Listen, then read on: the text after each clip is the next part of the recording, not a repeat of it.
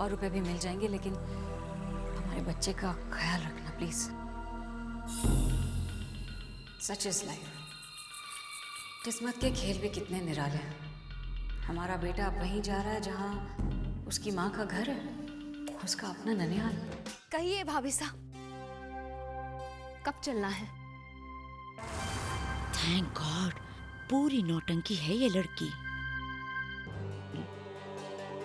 बहुत दम है तुम्हारी बात में। I like what you have said. तब फिर देर किस बात की? आई थिंक आपको प्रॉपर्टी के पेपर्स तुरंत रेडी करवाने चाहिए। इनफैक्ट हम तो सोच रहे हैं कि जैसे ही सलोनी तारा के यहाँ से लौट कर आए उसे ये सरप्राइज देते हम। मैं लॉयर से कहता हूँ कि फौरन कागजात भिजवा दे। Yes, that's a good idea. अगर तूने अपना मुंह बंद रख के इस बच्चे की ठीक तरह से देखभाल की तो बहुत सारे पैसे मिलेंगे, इतने सारे पैसे कि तू कभी सोच भी नहीं सकती।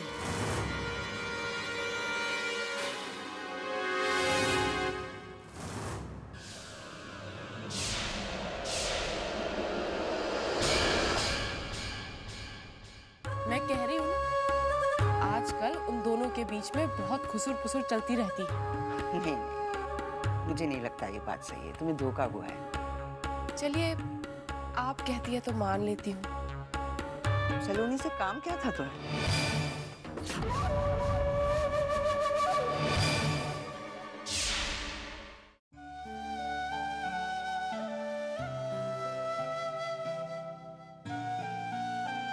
भाभी साहब कितनी खुश लग रही है ना नाहर।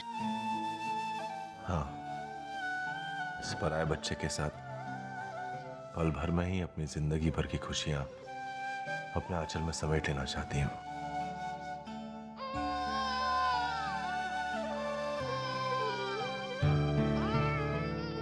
खमागाणी हुकुम।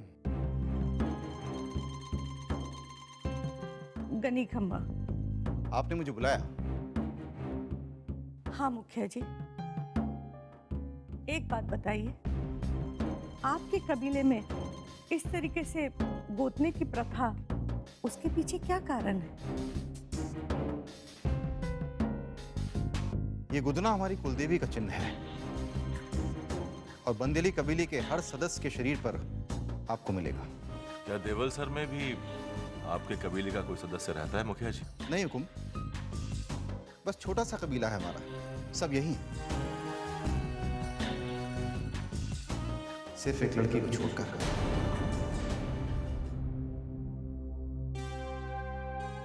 वो लड़की किसी ईसाई लड़के के साथ भाग गई। लेकिन वो औरत भी तो आप ही के कबीले की थी ना?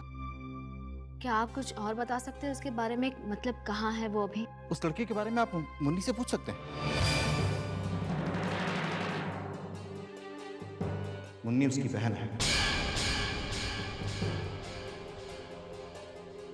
जो दूसरे धर्म के लड़के के साथ भाग गई थी। क्या ये सब सच है मुन्नी? तुम्हें तो पता होगा कि तुम्हारी बहन कहाँ है। नहीं हुकुम, मुझे कुछ नहीं पता। अरे लेकिन वो तुम्हारी सगी बहन है ना? हाँ, लेकिन उसके कारण बहुत दुख देखे हमने, बहुत बदनामी हुई हमारी, इसलिए कोई रिश्ता रखा नहीं हमने अपनी बहन से।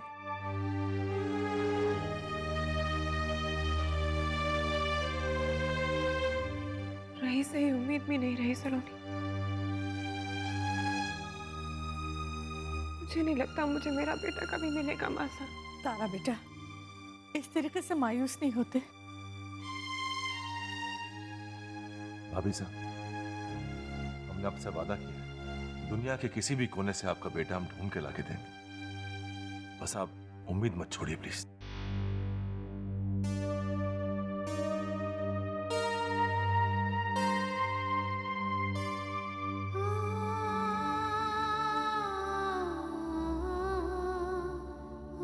उधार की जिंदगी से मैं कब तक अपने मन को बहलाऊं?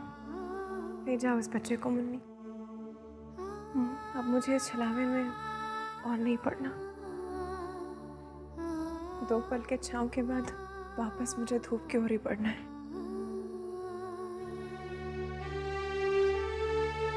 इसका ख्याल रखना। मुझे भी आके दीजिए। खम्मा गण। गनी खम्मा।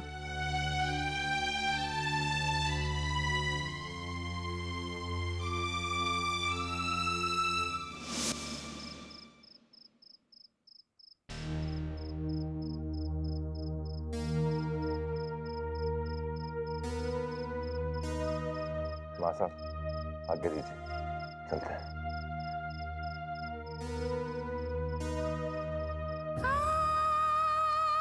तारा बेटी मुझे माफ कर देना, मैं तुम्हारे लिए कुछ नहीं कर सकी।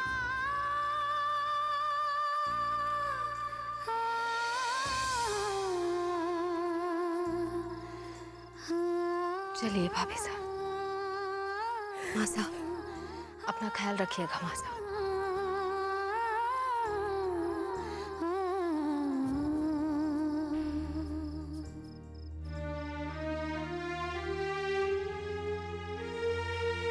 जीती रहो।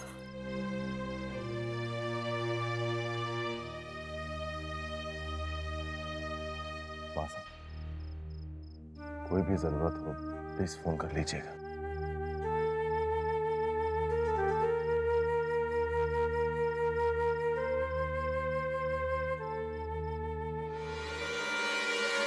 ये बच्चा तो बहुत बड़े खजाने की चाबी है। और वो उर्वशी, वो चाहती है कि सारी मलाई खुद हजम करे? नहीं, बिल्कुल नहीं।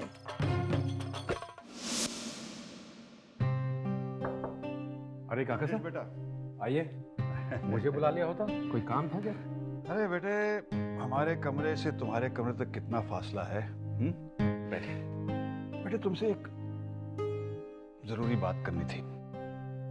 अब जब परिवार ने सलोनी की सारी गलतियां माफ कर दी हैं, तो फिर मैंने सोचा देर किस बात की। बेटे, मैंने अपनी सारी जायदाद सलोनी के नाम करने का फैसला किया है। लेकिन काका साहब, आपने तो कहा था कि जब तक सबकी सहमति नहीं मिलेगी। बेटे, अब और किसकी सहमति चाहिए? सारे परिवार ने सलोनी को स्वीकार कर लिया है। बल्कि तारा और नाहर तो सलोनी को तुम्हारी सासू माँ के पास ले गए। तो फिर इंतजार किस बात का बेटा? देखो बेटे, मैंने सारे कागजात तैयार करवा लिए हैं, बल्कि मैंने तो इन पे साइन भी कर दिया है। बस तुम्हारे दस्तखत की जरूरत है, तो यहाँ तुम साइन कर दो बेटा। जब सलोनी आएगी तो हम उसे एक सरप्राइज देना चाहते हैं। काका साहब, दस्तखत तो मैं कर दूंगा, लेकिन मैं सोच रहा था कि अगर नाहर आ जाए तो उसकी भी सलाह ले लेंगे। बस वो आता ही होगा। ब्रजेश जी, आप नाहर जी की चिंता क्यों कर रहे हैं? भाई, जाहिर सी बात है वो आपके और अपने काका साहब के खिलाफ तो जाएंगे नहीं। और बेटे, अब नाहर को सलोनी से कुछ शिकायत तो है नहीं, बल्कि अब तो उन दोनों के बीच सब वैसा ही है जैसे पहले था। जी काका साहब, लेकिन अगर बेटे वो लोग करते हैं जिन्हें अपने आप पर और अपनों पर भरोसा नहीं होता। देखो बेटा, अगर तुम राम हो तो नाहर लक्ष्मण है, और मुझे पूरा यकीन है कि तुम्हारे इस फैसले से वो खुश ही होगा। बेटे, साइन कर दो।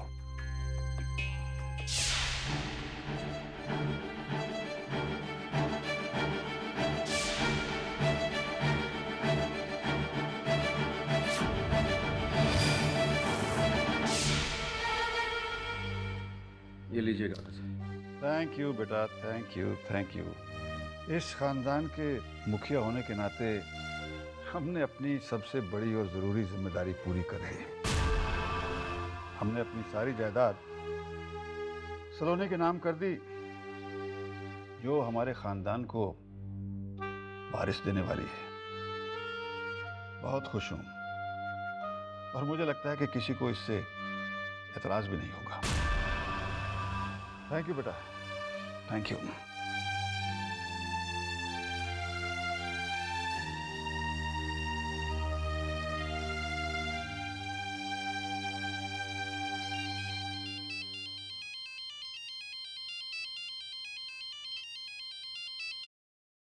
जी भाई साहब। उर्वशी अपने मकसद में कामयाब हो रही है। उसने काका साहब के साथ साथ मेरे भी सिग्नेचर्स ले लिए हैं प्रॉपर्टी पेपर्स पे। इतने जल्दी उसने ऐसा कैसे कर लिया? जल्दी तो उसे होगी ना नाहर। वो चाहती है कि सलोनी जैसे ही घर पर आ जाए वो उस पर जोर डालकर प्रॉपर्टी पेपर्स पर उससे साइन करवा लेगी और फिर उसके बाद वो सलोनी या चिरमी को हमेशा के लिए अपनी जिंदगी से बाहर फेंक देगी। मैं ऐसा नहीं होने दूंगा भाई साहब, आप बिल्कुल फिक्र मत कीजिए। मैं जीजी को उसके इरादे में कभी कामयाब नहीं होने दूंगा। ओके ना?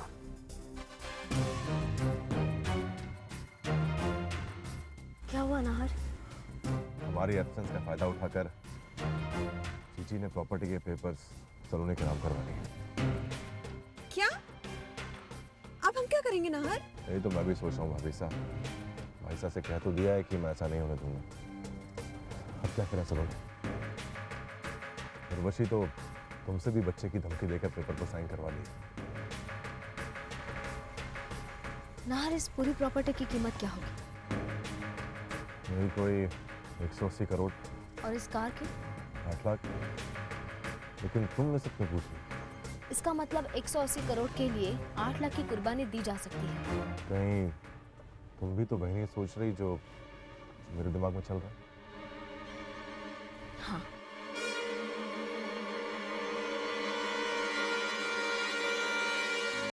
ना ना। कितना अच्छा लगता है ना कि नाती पोते अपने दादा दादी के साथ एक साथ परिवार में रहें। हाँ बेटा, परिवार के बिना रहना भी कोई रहना होता है क्या? पर यही बात जब मैं सलोनी दी और पापा जी के बारे में सोचती हूँ तो बड़ा बुरा लगता है। आखिर कब तक दोनों में इस तरह से नाराजगी रहेगी? अब तो सलोनी दी के ससुराल वालों ने भी उन्हें माफ कर दिया और अपना लिया है, फिर हम क्यों नहीं अपना सकते उन्हें? जब ये बात सोचती हूँ तो सच में सहा नहीं जाता। मैंने सोचा है कि सलोनी दी और कंवर साहब को घर पे खाने पे बुलाऊं, और सिर्फ उन्हें क्यों, पूरे परिवार को।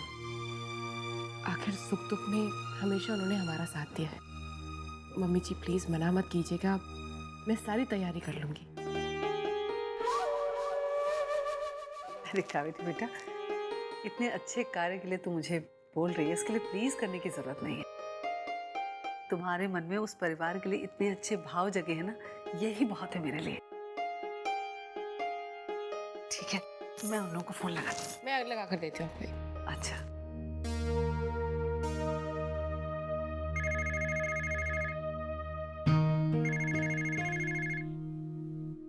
हेलो हेलो बाबू, खम्मा घड़ी, मैं अंबिका बोल रही हूँ। अरे ठकुराइन साहब, बहुत दिनों बाद। कहिए, कैसी हैं आप? कैसी याद आ गई हमारी? बात दरअसल ये थी बाबू कि परिवारों के हालात की वजह से दोनों परिवार आपस में बहुत दिनों से मिलजुल नहीं सके हैं। तो मैं चाह रही थी कि हम अपने पुराने गिले शिकवे भूलकर एक साथ एक जगह बैठें।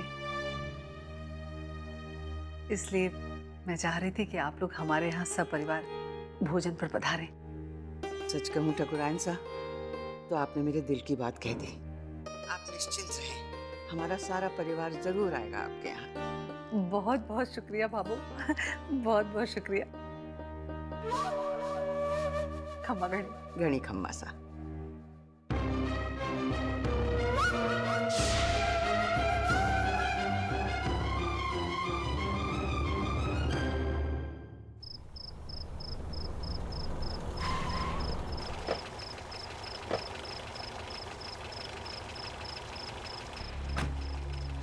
अरे, टैक्सी में क्यों आए? गाड़ी कहाँ है? यही तो मैं सोच रहा हूँ, तुम लोग टैक्सी में क्यों हैं? नाहर, सब ठीक तो है ना भैया? अच्छा हुआ आप लोग आ गए। Congratulations! अब आप इस घर की बहू ही नहीं बल्कि इस घर की मालकिन भी हो गई हैं। ये आप क्या कह रही हैं? काका साहब ने तो कहा था कि Exactly. आपके काका साहब ने हमारी बात मान ली। And you will be surprised कि ब्रिजेश जी ने भी प्रॉपर्टी के पेपर्स पर साइन कर दिए हैं।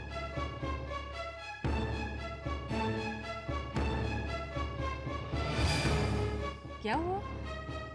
आप लोग इतने परेशान क्यों नजर आ रहे हैं? भाई आपको तो खुश होना चाहिए। आपकी सलोनी अब इस घर की मालकिन है, सारी प्रॉपर्टी उनके नाम पर है।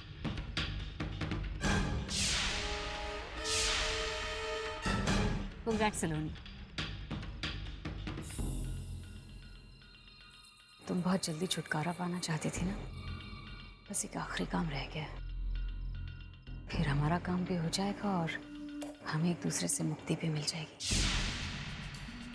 सलोनी, जरा इन कागजात पर दस्तखत कर दो। कैसे करूँ काकी साहब?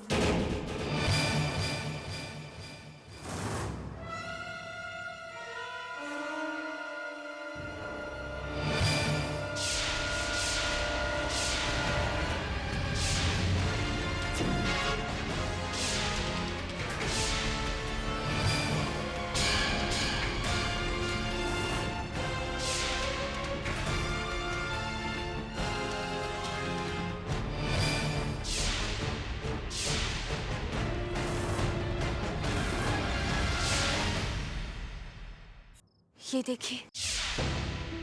हे भगवान, ये तुझे क्या हुआ सलोनी? अब वो हाईवे पे एक साइकिल वाले को बचाते वक्त मुझे गाड़ी लेफ्ट में मोड़नी पड़ी और गाड़ी से कंट्रोल छूट गया, गाड़ी पेड़ से टकरा गई। मुझे और भाभी साहब को तो एक होश भी नहीं है, लेकिन सलोनी का हाथ काफी लग गई है उसे। अब हम लोग हॉस्पिटल हो क्या? कोई फिक्र की बात तो नहीं है ना? नहीं ब्रजेश, लेकिन बेचारी सलोनी को रास्ते पर बहुत दर्द हुआ था। ऐसा गाड़ी स्टार्ट होने का नाम ही नहीं रही थी, तो हम गाड़ी वहीं छोड़ के टैक्सी से आ गए। तुम तीनों बच गए, इससे बड़ी बात और क्या हो सकती है?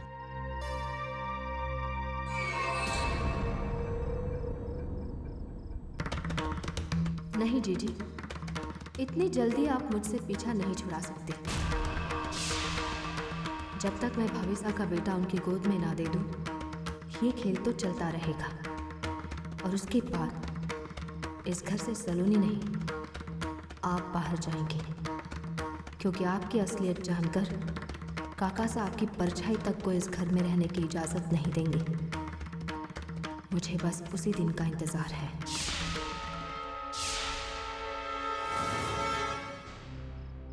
बहुत दर्द हो रहा होगा ना सलोनी? नहीं भाभो, मैं ठीक हूँ। जैसे मैं जानती नहीं, कितनी ही तकलीफ में क्यों ना हो मेरी सलोनी, कभी अपने दर्द का पता भी नहीं चलने देती। चल अंदर चल, आराम कर ले। ऐसे में लापरवाही ठीक नहीं। मैं तेरे लिए हल्दी और गरम दूध ला के देती हूँ, चल आजा। नहीं भाभो, आप अंदर जाइए, मैं बिल्कुल ठीक हूँ। नहीं तो चल मेरे साथ। अब चलो भी, यहीं खड़े रहोगे तुम लोग? भाबो, आप चलिए, सलोनी अंदर आ जाएगी। आप आइए ना। अरे आइए तो।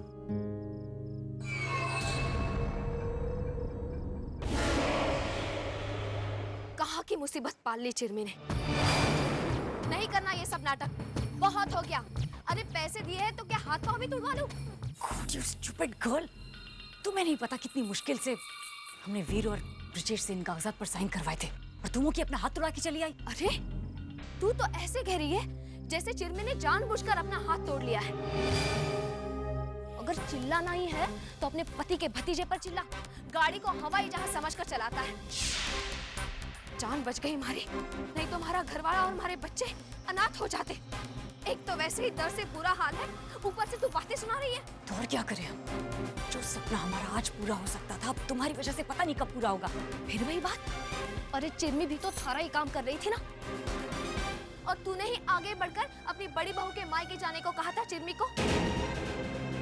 ना चिरमी चाहती, ना ये चोट लगती, सब थारे कारण हुआ है। और तू हमदर्दी दिखाने के बदले हमारे पर गर्म हो रही है। हवन करते हाथ जलते सुना है, आज पता चला हवन करने जाओ तो हाथ टूट भी जाता है। तुम्हें पता नहीं चिरमी कि हम... अरे ईमान धर्म तो नीलाम कर ही दिया है। दिल नाम की चीज तो होगी, या उसे भी बेच खाया तूने?